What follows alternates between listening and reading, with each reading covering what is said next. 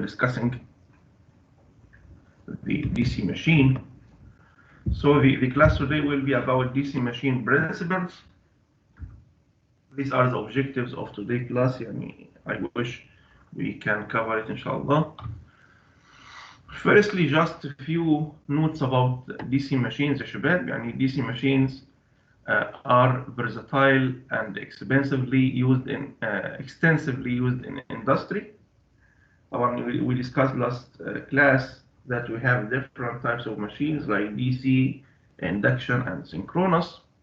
And DC machine still used in industry. It's reduced a bit in few 20 years ago. However, due to the new applications, it's start appearing again, like applications in renewable energy, electric vehicles, and trains, and so on. Also, although DC machines can operate as either generator or motor, at present its use as generator is limited. You cannot find any more generators or DC generators in our industry because of the revolution in power electronics. You can easily obtain DC source by using rectifiers instead of using DC machines. Additionally, DC machine is extensively used as a motor in industry. Its speed can be controlled over a wide range with relatively ease. Why? Because the speed relation is linear in DC motor, and it can be easily controlled. And the same also as well for the torque with current. So it's easily to control DC motors compared to other kinds of motors. Large DC motors in tens or hundreds of horsepower are used in machine tools, printing, and many applications.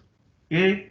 In particular, the DC series motor, it's used a lot for the high starting torque applications, which cannot be obtained from different kinds of motors like in DC series motor. Also, small DC machines in fractional horsepower are used preliminary as control devices. It can be used also for the control or instrumentation elements. So small DC motors are also used. For that, you will find DC motors a lot in our life. In order to understand the principles of DC machine, let's discuss now the principle of DC generator in terms of the induced voltage. There is a demonstration video. We'll start with it.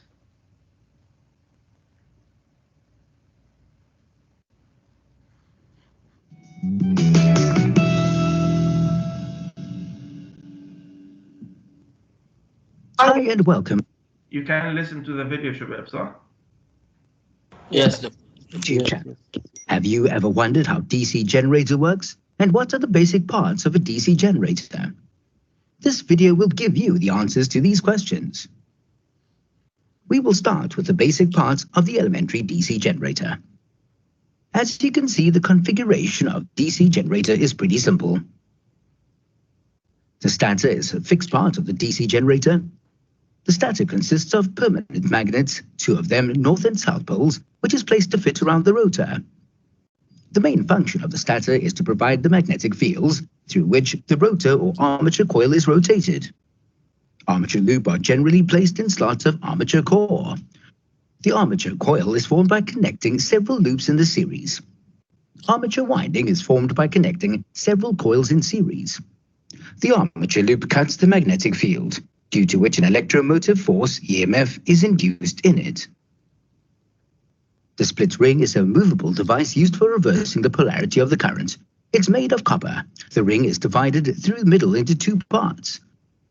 We must use the split ring to achieve single direction of current. The brushes are made of carbon. These are rectangular block-shaped.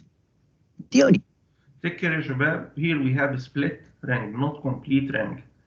We will call it as commutator, and we will compare if we use the split ring or 2 rings, one for positive and negative, what will be the waveforms of the DC machine. The function of these carbon brushes of DC generator is to collect current from commutator segments. A galvanometer is an analog electromechanical actuator that produces a rotary deflection of some type of pointer in response to electric current. So how does the DC generator work? Firstly, we don't want that current direction to change. We want it to remain the same at all times. Let's say in this direction. So how do we do that? Now, to make sure that the current direction remains the same, what we require is that these brushes constantly keep changing contacts between these wires for each half of rotation. So if the current flows in this way, in this position, this brush must be connected to this wire. So current flows like this and comes out. But when the coil rotates, you can see that when the coil comes to this position, the direction of the current changes. If we want to keep the current in the same direction, we must this brush to be in contact with this wire. Right. And then again, when the coil comes to this position, again the direction of the current changes, and again we want this brush to come in contact with this wire. Probably we already learned that for every half rotation we must change contacts between brushes and wires. But how do we make this process happen automatically? We can automate this process by adding split rings. Split rings, as the name suggests, is a ring that is split in between, giving two half rings with the same gap in between. Now let's see how the split rings automatically change contact for every half a rotation. So right now this brush is in contact with this half part of the split ring, violet color. When the coil rotates and comes to this position, the direction of the current changes, and this brush now is in contact with the other half part of the split ring, pink color. This arrangement provides that current flows in the same direction. Again, as the coil comes to this position, finishing another half a rotation, you can see that this is only changed contact. Brush is in contact again with the violet color half part of split ring. In this way, the DC generator is built, where the current only flows in one direction through any external circuit, and in this arrangement, with brushes and split rings, which helps us to automatically change contacts, we call them commutators. So split rings act like commutators. The next thing we must mention, that it's really important for working principle of DC generator, is how can we determine the direction of the current, magnetic field and force. To determine all this, we must use Fleming's right-hand rule. So we will explain how can we use Fleming's right-hand rule. As you can see, the rotation of the coil is clockwise, and the force acting on part of the coil AB pushing that part of the coil upwards. So to know the direction of the induced current, we apply the Fleming's right-hand rule. How do we do that? We place our right hand so that the thumb points up, showing the direction of the force. The index finger or the finger pointing in direction of the magnetic field from north to south pole, and middle finger will point in the direction of the induced current, which is in our case from A to B. Similarly, to find the induced current in a part of the coil CD, we again use Fleming's right-hand rule. So the rotation of the coil is clockwise, and the force acting on part of the coil CD pushing that part of the coil downwards. The thumb points down, indicating the direction of the force, indexed finger or for the finger pointing in direction of the magnetic field from north to south. The middle finger will point in the direction of the induced current, which is in this case from C to D. So to conclude, the induced current follows the path ABCD of the coil. The effect of the split ring commutator in DC generators is to ensure that the induced EMF is always in one direction. We can see that in this graph, where V represents the amount of induced EMF and T represents time. You will notice in the graph how the sine wave changes with rotational speed of the coil. The coil in this case has clockwise rotation. Increased rotational speed of the coil increases the amount of induced EMF. The induced EMF has a positive sign.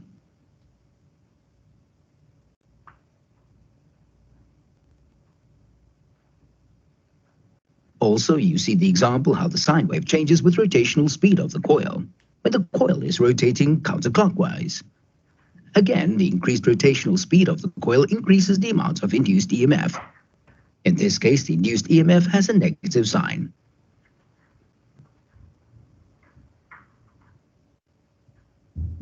To conclude, the DC generator has many advantages like the design is simple to operate, highly reliable, constant voltage can be achieved, speed control is easy. Also, DC generators are added in many applications like boosters in welding equipment to charge batteries. I think this is enough يا شباب. As you could see, we have two important things here now. The EMF or the induced voltage polarity depends on the direction of the motion. Here for the generator action, the motion is input and the generated current and EMF is output. Okay, so for generator action يا شباب, we use Fleming right hand rule in order to recognize the direction of current. So assume the same one turn we have in the example, and this one turn exists inside an elementary DC motor. Elementary, we means part of the motor, not all of the motor structure. So we have this turn, which is considered as two conductors, conductor AB, conductor CD, and the ends of the conductors, which are BC and AD. However, all of time AB and CD are facing the moving flux from N to S. BC and AD will be in parallel to the flux, so there is no intersection between flux and coil. For that, there will not be any current or induced voltage across these two conductors, or end and start of the conductor, of the coil, sorry. So we have only AB and CD. These two conductors are exist here inside the magnetic flux and will be affected by the magnetic flux due to motion. So the motion here is an input. We have rotation for the coil itself or for the one turn, okay? And the rotation of this one turn will make intersection between flux lines moving from N to S and the conductors itself. This is going to make induced voltage on the conductor, and at the same time it will flow a current. So using right hand rule, we agreed now that the current in this direction will be like that, and this will be the positive terminal, and here will be in the other side. So based on the rotation direction, okay?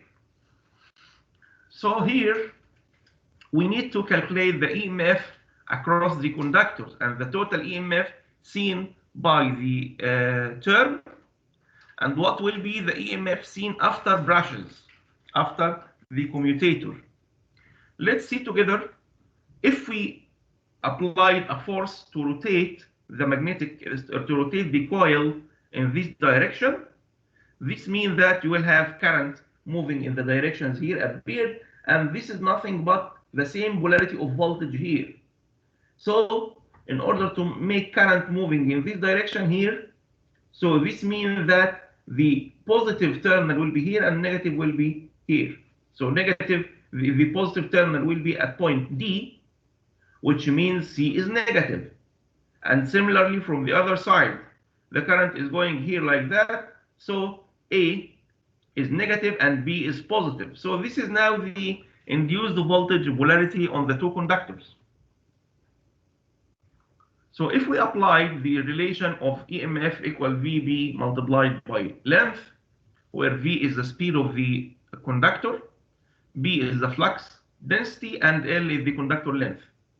Apply these two sides or conductor AB, this is going to make EBA, where B is positive, A is negative, equal V multiplied by B multiplied by L. Positive into beige under bowl face. This is the positive direction of EBA. For BC, and we agreed also for DA, there will not be an induced voltage because it's in parallel with B lines. So the EMF on BC and DA will be 0. On conductor CD, it will be the same. However, the polarity is opposite to what we obtained from BA. For that, When we collect the overall EMF using Kirchhoff voltage law, you will find that the induced voltage over the one turn, firstly, it will take that shape, okay? This is inside on the conductor itself, and also it will have the summation of the voltage, which is twice the value of VB multiplied by L. So this is now the EMF for one turn. When we apply the speed V as omega R, because it's a rotational speed now, so we can say now 2 multiplied by B multiplied by V equals 2 R L omega B. Firstly, 2B L multiplied by V considered as the induced voltage. We substitute V equal omega R, so the relation now is 2R L B omega M. We can now substitute EB as AB equal the surface of the cylinder for one half bowl, which is half multiplied by the surface of cylinder, which is pi RL. So we can substitute now A over pi as RL. A over pi equals RL. So 2RLB omega equals 2 over pi AB multiplied by flux multiplied by omega M. Or we can simplify B multiplied by A as the flux magnitude. So this is considered as the magnetic flux now. And the value of E equals 2 over pi multiplied by flux multiplied by speed. So this is now, Shabab, the induced voltage relation. Induced voltage is nothing but 2 over pi multiplied by phi multiplied by omega. This is only when the conductors are facing the poles. However, for the period the conductor is away from the north or south pole, the EMF will be 0. From here, Shabab, we can say that the induced voltage depends on the flux value, the speed rotation, and there is another constant depend on the construction of the machine itself. We will see now what is the other parameter, which is function of the windings of the machine. However, firstly, we need to recognize now one important thing. If we consider the conductor or one complete term of the windings, it will have EMF like we could see in the video. It's considered as sinusoidal waveform. However, if we use the commutator, it will be converted to rectified. It will be either positive or negative. It cannot be both of them together, okay? If we used many terms, not one term, you will find that the effect of many terms like that, as you can see here, the effect of many terms will make complete or constant voltage like that. So this will give us a voltage fixed in that way, okay? However, we still have small gaps here due to the spaces between the poles. However, if you can cover these spaces or make any compensation, you can get pure DC. This can be made by making many windings together on one, many coils together in one winding, and reduce the space between magnets, or make many magnets, like 4 magnets instead of 2 magnets. This is going to make the voltage constant. So this part on the right hand side now considered as the commutator effect. It converts the AC to DC. However, this is here if we use 2 slip rings like the waveform across one turn inside the machine. Now we have one term in the EMF we need to recognize how we can obtain in order to get the overall EMF of the machine. For the curve we could see before here, this is for one coil, not of all of the windings. So how we can obtain the overall number of turns and number of windings of the machine, how we can get the EMF. Let's see first if we have two poles. This is the two poles shape.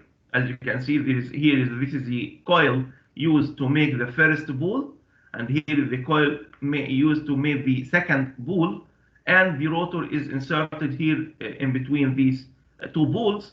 And as you can see here, we have the slots for the armature windings, and after that we have here the commutator laminations.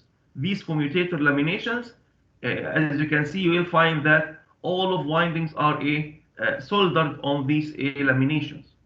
Okay, Shabab? So this is for two pole machine, and this is for four poles machine.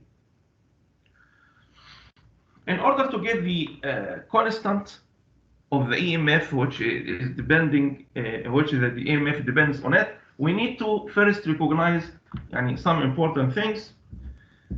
If we have two conductors like that, these are two conductors connected together to form one turn, or we sometimes call it one loop. Okay, if we use many turns, we construct a coil. If we use many coils in series, we construct winding. So how we can connect these turns, coils, and windings inside the machine? We have two different techniques, Shabab. These two different techniques, we will describe it inshallah the next slide.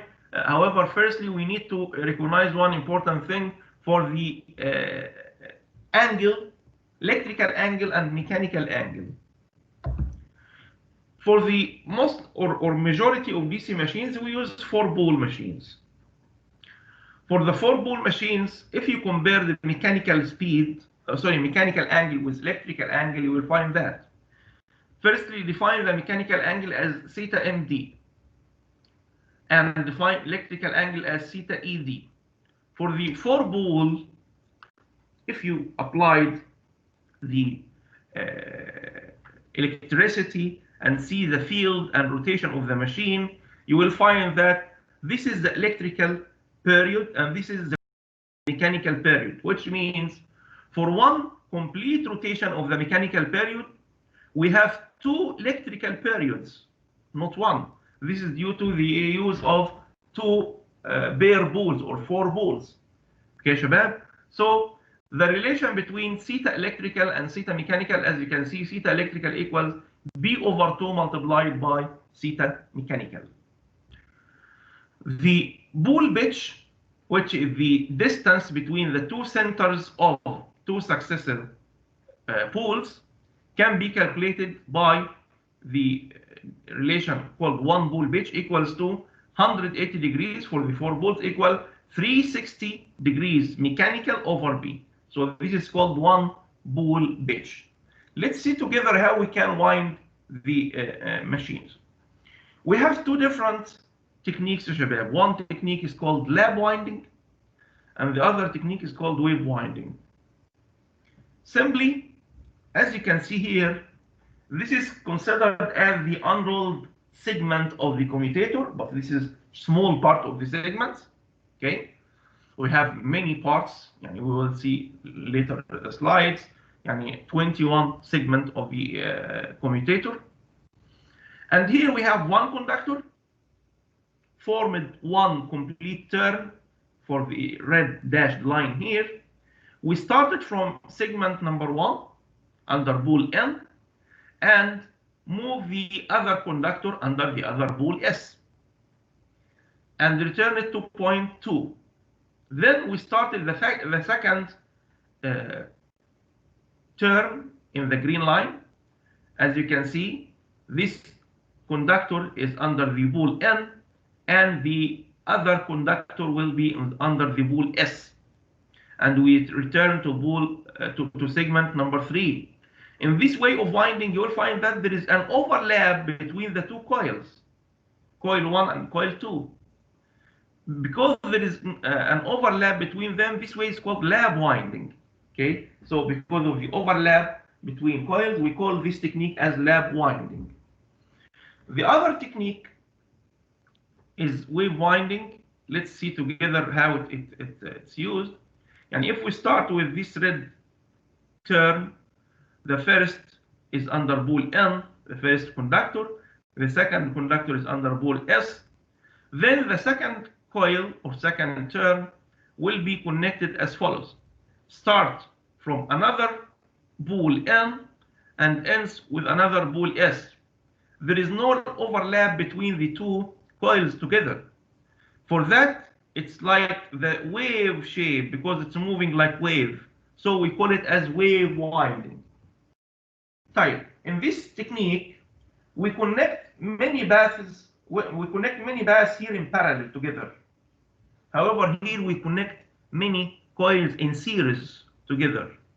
So from this definition, Shabab, and this is now lap winding. In the lap winding, this is the unrolled winding diagram of a DC machine, which use here 21 segments of commutator. As you can see here, Shabab, this is lap winding because there is an intersection between the different coils.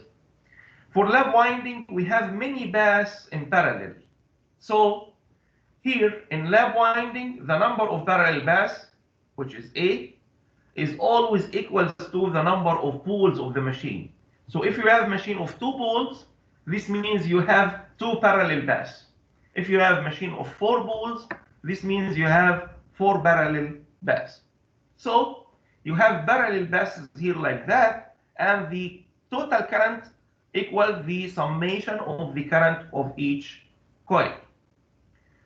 So from here, Shabab, we can recognize that lap winding is used for high current application, high current and low voltage.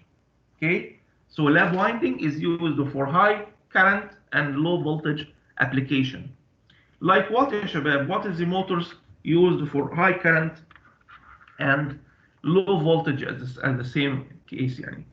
For instance, the motors used in actuators for solar tracking. You know, we have one of the technologies of solar tracking called CSP, or concentrated solar power. This system is nothing but mirrors that reflects the sun beams to a certain place in order to use the reflected heat to generate electricity. In order to move the sun beams, you need a system, drive system, and controller.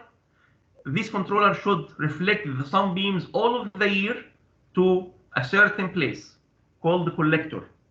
So in order to do that, you need a drive system, which means motor with power electronic converter, used to and controlled in such a way to move the mirror to reflect the sun beams all of time. So for this type of application, we need very small motors, like for instance, 40 watt, 60 watt, like that. And the supply is very small, like 12 volt, for instance. For that, if you have 60 watt motor, 12 volt, this means that the current will be around 5 amps. So as you can see here, the current is high, however, the voltage is low. So such kind of motors are wound using lap winding technique. Okay, Shabab? So this is one of the applications for the lap winding, which is used with high current and low voltage. The other technique of wave winding, in this technique we connect the windings or coils in series. For that, you will have here number of parallel paths, all of time equals 2 only, not a function of poles. So here A equals 2. So for the wave winding, the current is going to be lower. However, because we connected the coils in series, the voltage will be higher. This is like the motors in our lab. You will find the motors in our lab. The current is around 3 ampere, and the voltage reach to 220 volt. Okay, this is for the DC motors. What we have in our lab, 800 watt, I believe, 220 volt, and around 3 something a current. So this is for the wave winding. So wave winding can be used for high voltage with low current. Okay. Based on the connection now, شباب, we need to find the final relation of the overall EMF on the machine windings. Simply, we derive before the relation phi b over pi omega, which is the EMF for one turn. Now, if we need to complete or calculate all of the relation for the EMF of the overall windings, we should multiply by n, where n here is the number of turns. So we can say now E, which is the average EMF or total EMF, equals NB over pi A multiplied by phi omega m. As you can see, n, consider, when you operate a machine, you will not change the value of n. You are not going to rewind the machine again. So n is constant. P is number of poles, it's constant as well. Pi is constant, and A depends on the connection, either wave or lab, so it's constant also. So we can say now this is considered as constant Ka. This constant is called armature constant or machine constant. So machine constant can be calculated as NB over pi A. Or instead of n, we can say Z over 2, where Z is the number of conductors, because any term includes 2 conductors.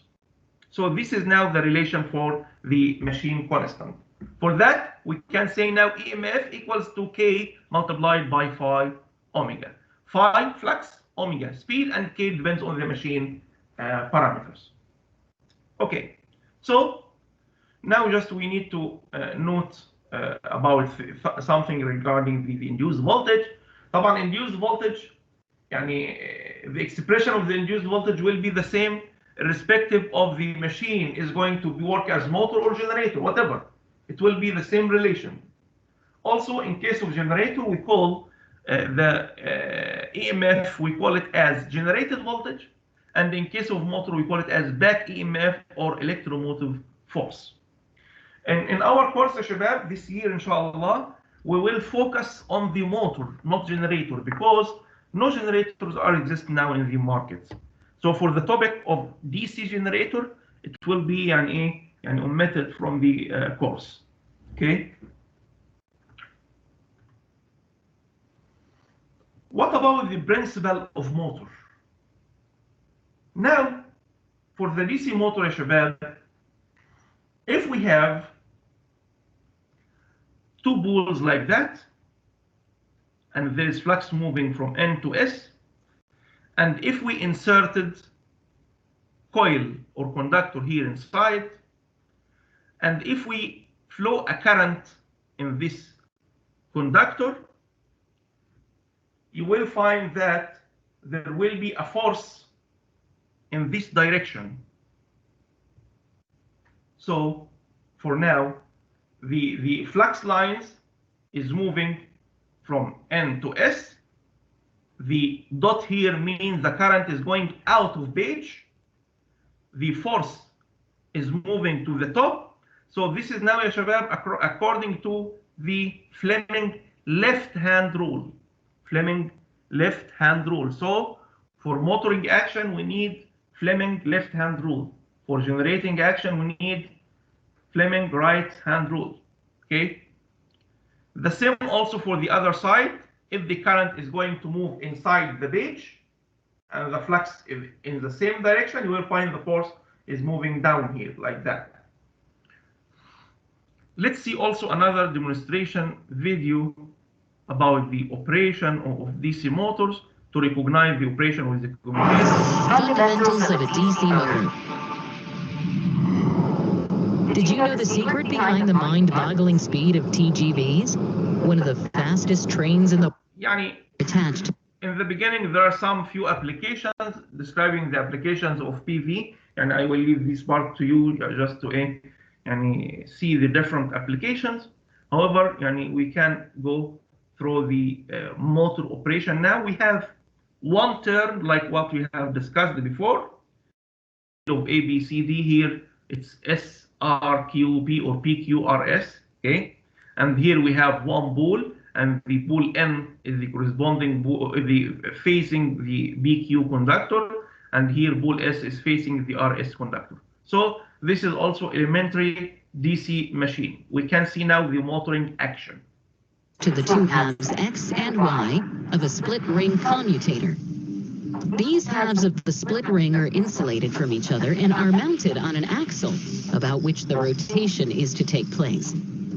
Externally, two conducting stationary brushes, B1 and B2, keep pressing against X and Y respectively. These brushes are connected to a DC source. Let us now understand how this assembly works.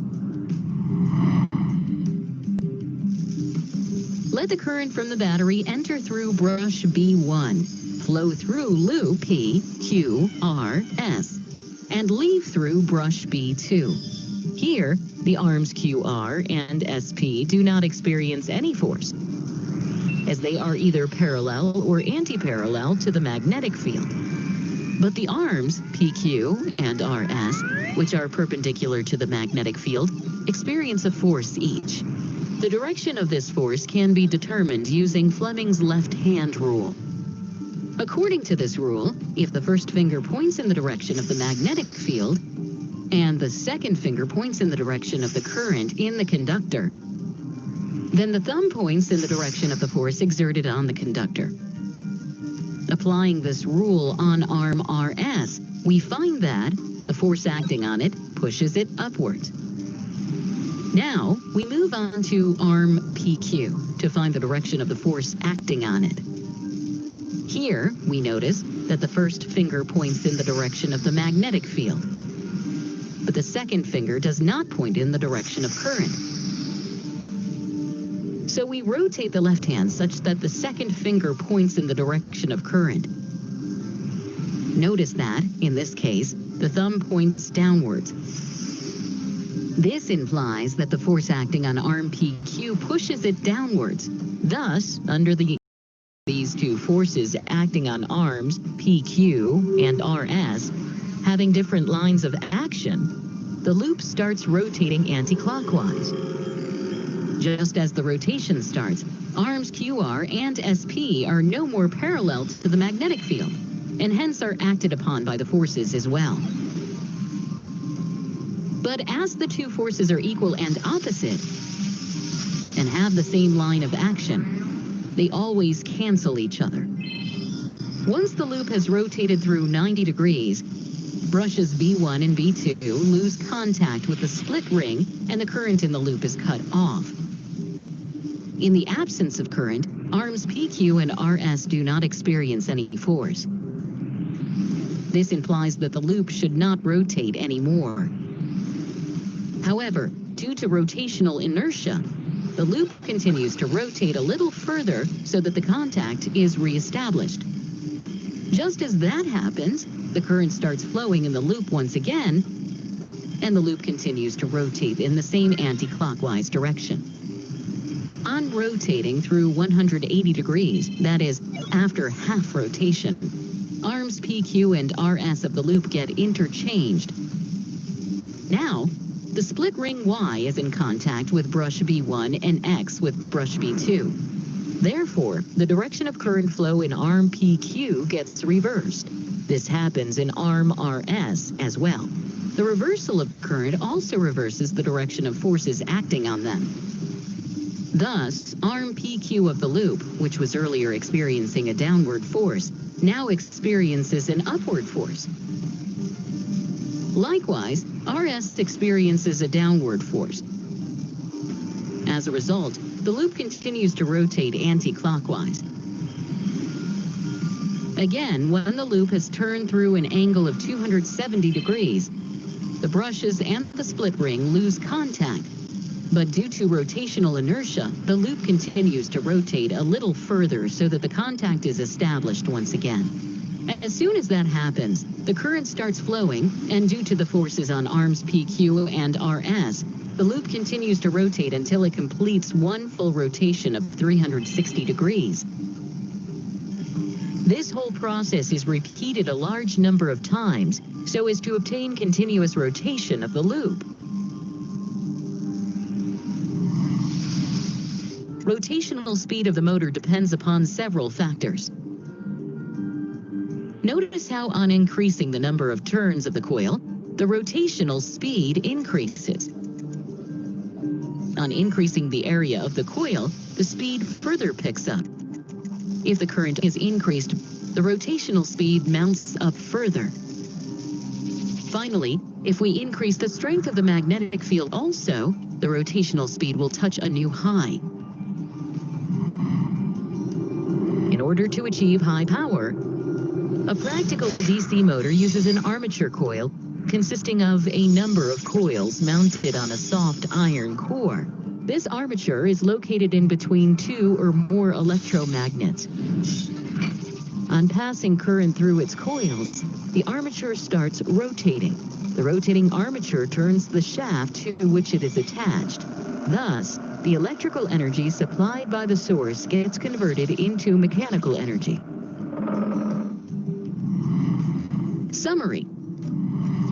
Motors powered by direct current are referred to as DC motors. On pass I think this is now clear. So يا شباب يعني as we could see the construction and the operation of DC motor, it's based on the direction of force is based on the left-hand rule, Fleming left-hand rule, and now we need to calculate the torque. What is the value of torque can be obtained from a DC motor? So by using the concept of Lorentz force we described in the first class of DC machines, we have F of conductor equal to B multiplied by L multiplied by I, BLI. So this is now the B, which is B of theta, L is the conductor length, and IC is the total armature current divided by the number of parallel paths. If we have lap winding or wave winding, we substitute with the value of A now. So when IC is the current in the conductor of the armature winding, IA is the armature terminal current. So يعني the inside the armature winding, the one coil is called IC. However, the total armature current is called IA, where A is the number of parallel paths. So let's start from the conductor torque. So the torque per conductor can be calculated as force multiplied by multiplied by radius of the rotor. تمام يا شباب? So torque equals to FC multiplied by R. The average torque developed by a conductor is B multiplied by L multiplied by R, this is the force, multiplied by, BL multiplied by I divide A, this is the force, and multiplied by R is the radius of the rotor. Substituting with the value of B of the torque per conductor, so based on B, you can see B equals phi over 2 by A. Phi over 2 by. This is the area. 2 by L. And L is omitted with the B in the L in the numerator. So phi over 2 by multiplied by B multiplied by IA, which is the armature current, divided the A, number of parallel paths. This is now the torque of one conductor. So the torque now per armature can be calculated as torque by conductor multiplied by the number of conductors, which is 2 multiplied by number of turns. So يا شباب, now we can say that torque equal to N phi B over pi A multiplied by IA. If you remember, this is nothing but the machine constant. So we can say now torque equals machine constant multiplied by IA. So this is now the relation of average torque for DC motor. In the case of motor action, the electrical power, input power to the machine, can be calculated as EA multiplied by IA to the magnetic field by the electrical system must be equal to the mechanical power, to T multiplied by omega. So the electrical or electromechanical power, شباب, which is going to be converted to mechanical motion, is nothing but the EMF multiplied by IA. This value of power is going to be converted to mechanical in terms of T multiplied by omega. So in this case, we can say that electromechanical power equals EA multiplied by IA equal, EA equals K multiplied by phi multiplied by omega. So it's K phi omega multiplied by IA. And you know that K multiplied by IA equals torque. K multiplied by phi multiplied by IA equals torque. So now we can say that torque multiplied by omega equals the E multiplied by IA. So from here, شباب, we can say now that EA equals torque multiplied by omega. Right.